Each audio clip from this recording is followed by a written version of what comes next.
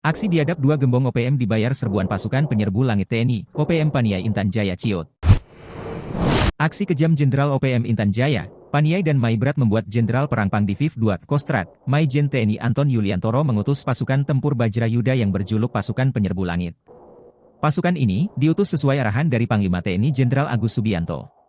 Pasukan tempur Bajrayuda merupakan elit lintas udara dari Komando Cadangan Strategis TNI Angkatan Darat, Kostrad, ini akan menembus belantara Papua.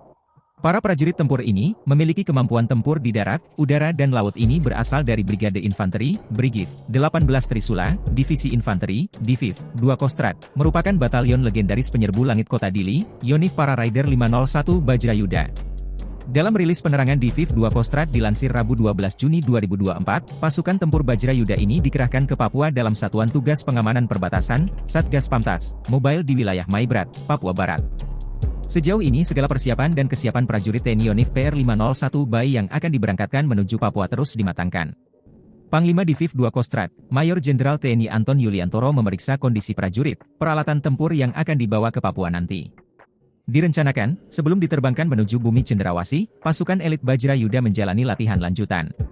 Latihan yang nantinya akan kalian laksanakan merupakan latihan lanjutan yang akan membuat kalian semakin terlatih sehingga semakin siap bila kapanpun mendapatkan perintah untuk bertarung di daerah yang ditentukan oleh komando atas, kata Maijen TNI Anton Yuliantoro. Pasukan Bajrayuda Kostrad dipimpin Komandan Satgas, Letna Kolonel Infanteri Yahya Wisnu Arianto, lulusan Akademi Militer 2005. Mereka menggantikan pasukan tempur asal Kodam Bukit Barisan, yaitu Yonif 133 Yuda Sakti yang sudah 1 tahun bertugas.